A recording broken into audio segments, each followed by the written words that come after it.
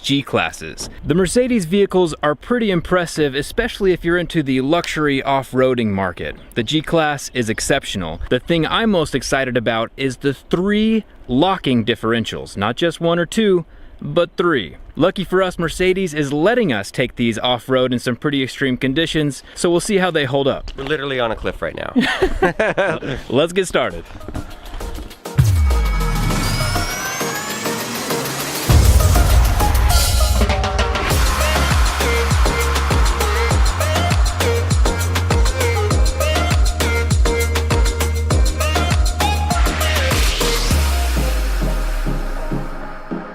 Obviously, we've already done some pretty heavy driving in this, but I'm gonna run you through the exterior. So this is pretty much the same design as the previous Mercedes G-Classes, except for they've managed to shave 170 kilograms off of the total weight, which is pretty sweet. It still has the same iconic markers on the side, which, side note, is actually pretty cool. If this ever hits a pedestrian, this whole thing will collapse inside the frame, not damaging the light, and more importantly, not damaging the pedestrian. Same iconic grille with the Mercedes logo and the same relative boxy shape that the normal G-Classes have always had for the last 30 years. One thing Mercedes has bragged about is the same style of door handle they've always had with the push button on the side and the spare tire on the rear. And it comes in 2 different styles. This is the G500 and there's also a G63, and I'll talk about those more in a bit. So inside of the back, you can tell we've been driving for a minute. We have the same opening style handles. We have back right here, and inside the car, these seats actually fold completely flat. So we can lift these up,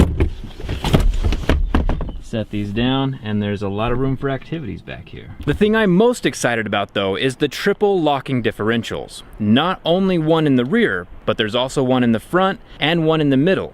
And I'll explain what I mean.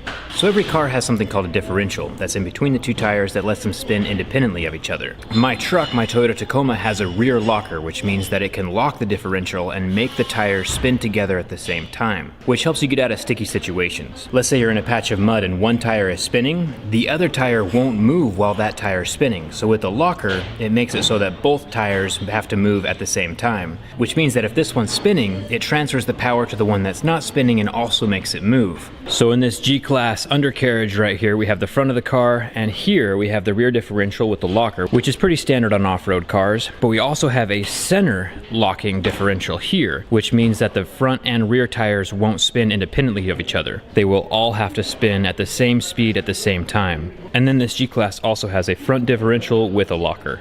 Basically, with all of those lockers, you'll just never get stuck in a G-Class.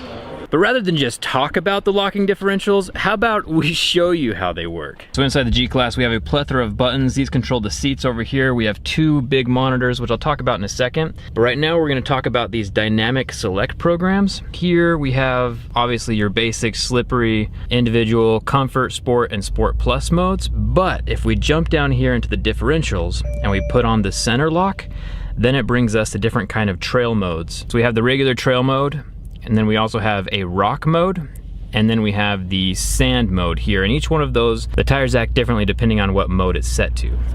And also, if you check right here, as I'm moving the steering wheel, you can see the angle of the front tire as I turn the steering wheel back and forth. So most of the cars that I've driven have the exhaust coming out the back, and it sounds, you know, like a normal car, normal truck. But here in this Mercedes G-Class, the exhaust sounds completely different. It, first of all, comes out the side right next to the back passenger rear tire. And secondly, it sounds more like a Harley-Davidson motorcycle than anything else. So right now we have the G-Class 500 and we're gonna take it off-roading up these mountains behind me.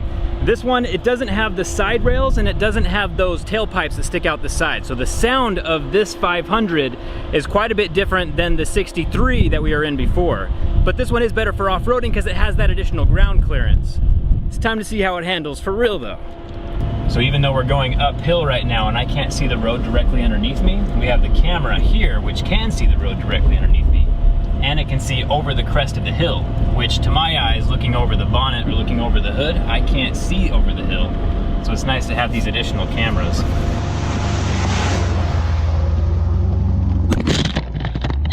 So one thing that I've noticed taking this G-Class off-road, remember this is the 500, is that it is super quiet when I'm driving.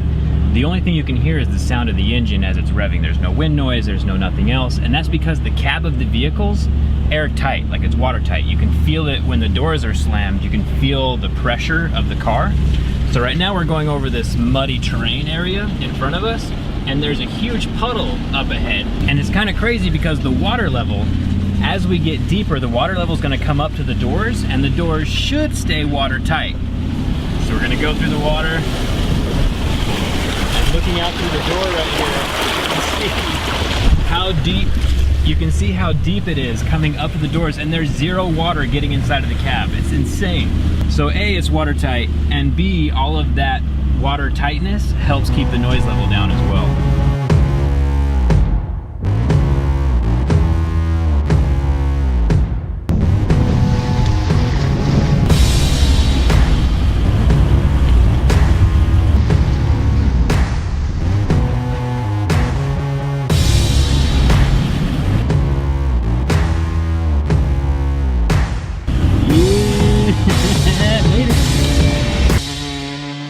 Solid day.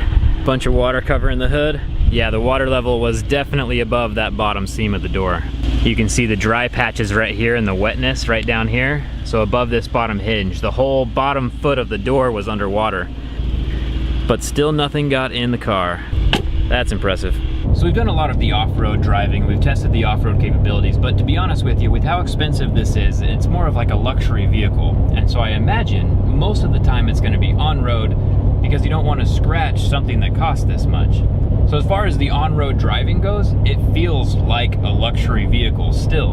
And one of the things that comes with luxury vehicles is performance and speed. And even driving at freeway speeds, it still has a lot of acceleration left over to get even farther past legal speed limits.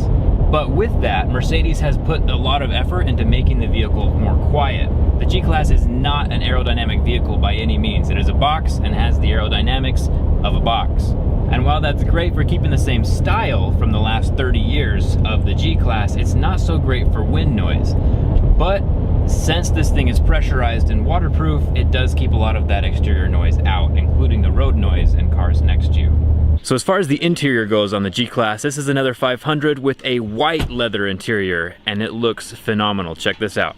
So right inside the door here, we have the speakers, we have all the seat controls, like every single aspect of the seat can be controlled up, down, left and right, back and forward. And this seat also, this is the leather. Dan and his son Lincoln chopped up one of the S-Class seats, and this has the same technology inside of it. So it has like the massaging air pockets, and the sides, as you turn the steering wheel back and forth, the sides grip your body with each turn of the vehicle. It's pretty sweet.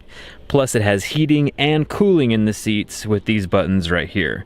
Normal window buttons, and just the white leather everywhere. Inside of the vehicle we have a display right here, as well as a second display over here on the side. That's the same kind of thing we saw in the A-Class when me and Dan went to Amsterdam for the A-Class reveal.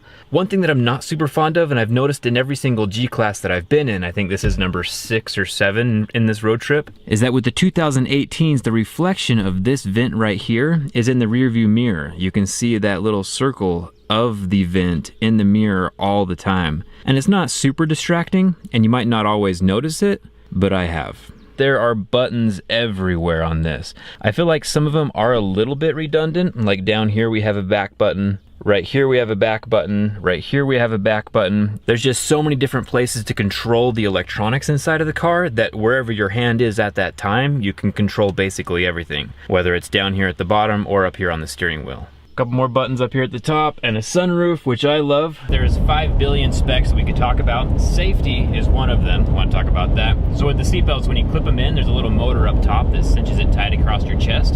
Thought that was cool. My truck doesn't have that. And then there's also the normal safety features that cars in 2018 have. So it has the lane assist that helps you stay between the two lines.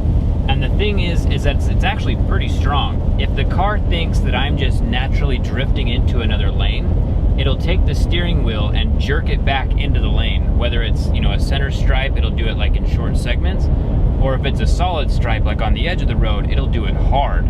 It almost makes you think that you hit something on the side of the road because it jerks you back into the center.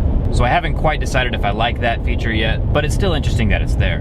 Also, when you're changing lanes and signaling to go in one lane or the other, there's little LED markers on the side view mirrors that tell you if there's a car in your blind spot, which is super, super helpful. But there's at least 50 buttons within my grasp right here, and a lot of them do the same thing. Like the back button that I pointed out before, there's 3 of those, all within reach of my right hand. But for those of you already familiar with Mercedes vehicles, these buttons are pretty standard, and it is good to always have easy access to the buttons you press the most. Also didn't realize the Mercedes-Benz logo lights up. That's pretty sweet. We finally made it to Barcelona after over 500 kilometers of driving from France to Spain. To be honest with you, before this video, I knew that the G-Class was a little on the more luxury side of things, but I didn't know it was as capable off-road as it actually is. And super huge thanks to Mercedes for letting me and Dan put that to the test, literally today and yesterday. The fancy seats and the 3 lockers are still my favorite things of the G-Class. Let me know what you think is best down in the comments.